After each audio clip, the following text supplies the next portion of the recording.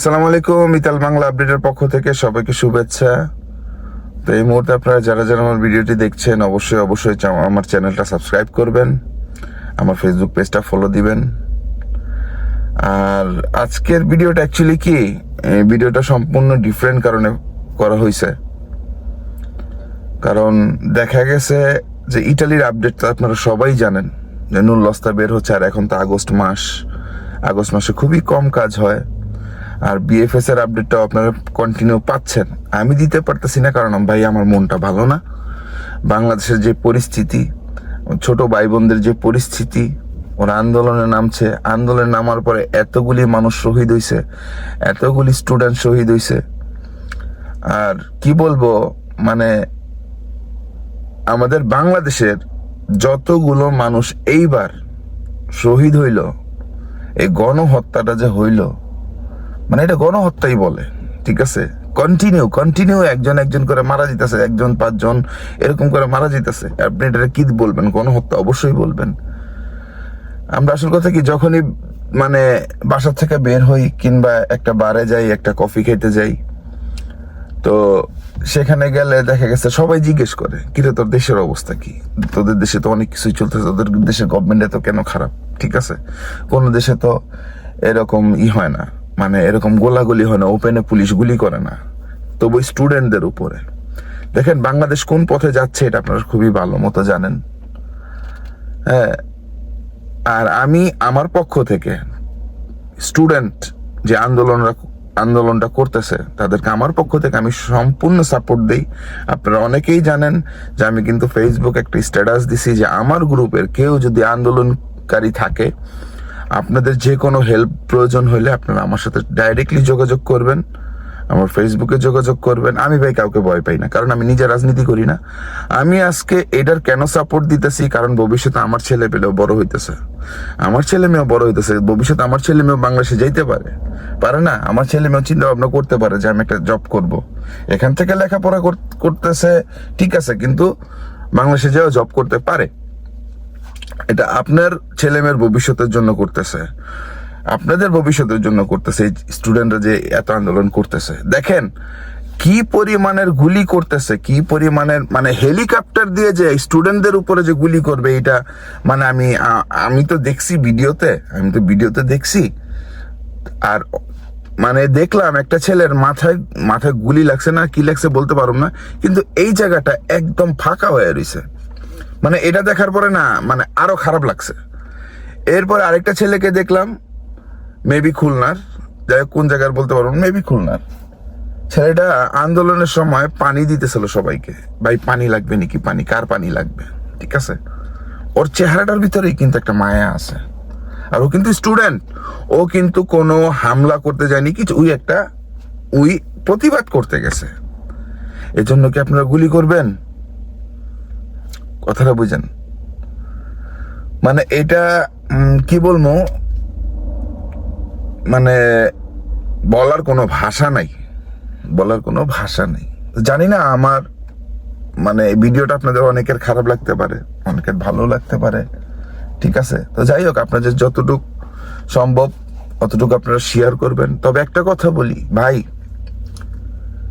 বাংলাদেশে কিন্তু আরেকটা যুদ্ধ হয়েছিল 71 সালে, ঠিক আছে।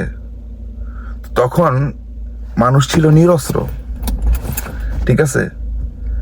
এখনো কিন্তু ছাত্রদের হাতে কিন্তু অস্ত্র নাই। খেয়াল রাখবেন একটা কথা, ছাত্রদের আছে হাতে কি ইট, আর আপনারা ওপেনে গুলি করতেছেন, হেলিকপ্টার দিয়ে গুলি করতেছেন। তাহলে বুঝে না কি একটা অবস্থা। অনেক বোনেদের দেখি, অনেক ভাইদের দেখি বাসার থেকে উপরের থেকে ভিডিও করে বিভিন্ন গ্রুপে দেয়। আরে ভাই, ভিডিও না করে উপর থেকে 10 ইঞ্চি করে ইটা মারেন, উপকার হইব ছাত্রদের। 10 ইঞ্চি করে, 10 ইঞ্চি ইটা গুলি আছে না, এটা অর্ধেক করেন, 5 ইঞ্চি মানে অর্ধেক করে এটা মারেন। তাহলে মনে করেন যে ওই পুলিশ হোক আর সে দলীয় কোনো নেতা হোক, তারা পিছু পা হবেই, ঠিক আছে। আর না ছাদের থেকে গরম পানি মারেন, আর কিচ্ছু না, বারান্দা থেকে গরম পানি মারেন, কই যে বোগা। যদি সাপোর্ট দেওয়ার ইচ্ছা থাকে, ওই ভিডিও কইরা এটি কোনো সাপোর্ট হয় না, বুঝছেন। সবার বাড়ির উপরে কেউ যদি ছাত্রদের যদি আপনারা হেল্প করতে চান, ঠিক আছে, ছাত্রদের আমি কিন্তু একটা রিলস দিছিলাম, একটা ভিডিও আমি পাইছিলাম, এই জন্য আমি আমার ইউটিউবে দিছিলাম, যে একটা বাচ্চা বারান্দার থেকে পানি দিচ্ছে, ঠিক আছে, সব আন্দোলনকারী ছাত্রদের পানি দিতেছে, ঠিক আছে, এটা কিন্তু একটা হেল্প করা।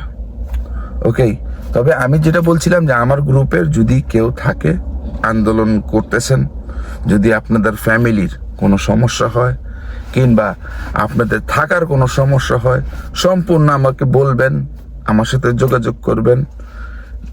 এনি প্রবলেম, আমি যতটুকু পারবো আমি চেষ্টা করব, ঠিক আছে। তবে আমি বাংলাদেশের সরকারকে এটাই বলতে চাই, আপনি যেটা করছেন খুব খারাপ কাজ করছেন।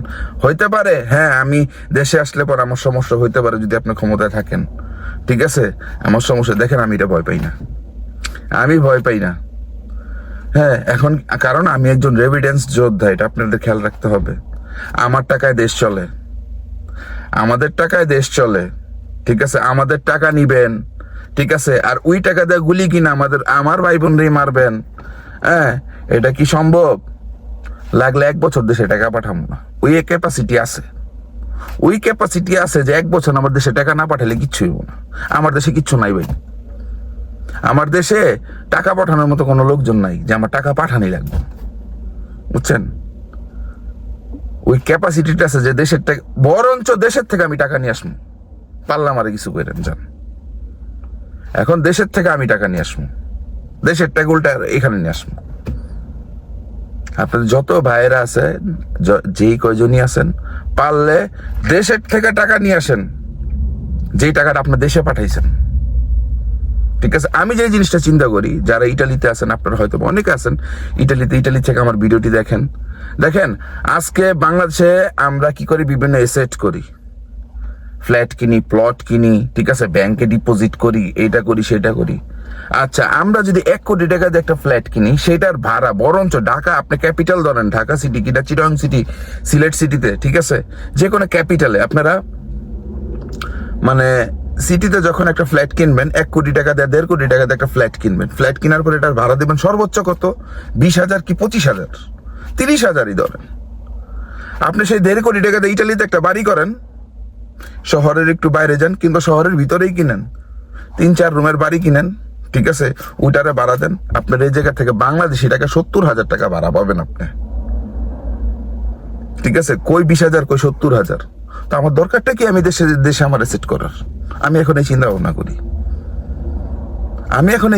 কারণ একটা ফ্ল্যাট যদি এখন কেউ ভাড়া দিতে যায়, 2 রুমের ফ্ল্যাটও যদি ভাড়া দিতে, বিশেষ করে আমার শহরে 700 টাকার নিচে না, মানে 700 ইউরোর নিচে না। 700 ইউরো মানে বুঝতে পারছেন, বাংলাদেশি টাকা প্রায় 80,000 টাকা। তো আমি 1 কোটি টাকা একটা ফ্ল্যাট কিনবো, এই জায়গায় আমি 80,000 টাকা পার মান্থ কামাম। তো যাই হোক, জানি না আপনাদের কতটুকু ভিডিওটা ভালো লাগছে, তবে হ্যাঁ, ভাইরা বোনেরা যেই কজনই আছেন, আপনারা যেভাবেই থাকেন খুব সাবধানতা বজায় রাখবেন। আর যদি পারেন স্টুডেন্টদের হেল্প করেন, ঠিক আছে। আর অনেকগুলি আছে বাংলাদেশের, অনেকগুলি দৈঞ্চা ব্লগার আছে, ঠিক আছে, হ্যাঁ, যে মানুষের পাও চাটতে জানে খালি, হ্যাঁ, নিজের লাইফ লিড না। আরে ইউটিউব দেয়া কামাস, এই ছাত্ররা, স্টুডেন্টরাই তোদের কিন্তু ফ্যান ফলোয়ার, ঠিক আছে। কই নামলো না তো কেউ, সালমান মুক্তাদির নামছে, আরো কিছু কিছু মানুষ, ওদেরকে আমি স্যালুট জানাই, ঠিক আছে, কারণ ওরা হচ্ছে প্রকৃত পুরুষ, প্রকৃত মানুষ ওরা, ঠিক আছে। এতদিন আমি দেইনি, কারণ এখন আর টিকতে পারতাছিলাম না, বুঝছেন, মানে অস্থির, ভিতরে অস্থির লাগতেছিল। কারণ যখন আমি বাচ্চাদের লাশগুলি দেখি না, যখন আমি ভাইদের লাশগুলি দেখি না, ভাই বোনদের লাশগুলি দেখি, তখন ভিতরে কামড় দেয়। ভাই, আমার জীবনে আমি অনেক লাশ দেখছি, ঠিক আছে, কিন্তু এরকম দেখিনি। তো যাই হোক, ভালো থাকবেন, সুস্থ থাকবেন, আমার জন্য দোয়া করবেন, আর আমিও আপনাদের জন্য দোয়া করি যেন আপনারা সবাই ভালো থাকেন। আর বাংলাদেশ এই আন্দোলনে স্বাধীন হবে ইনশাল্লাহ। আসসালামু আলাইকুম।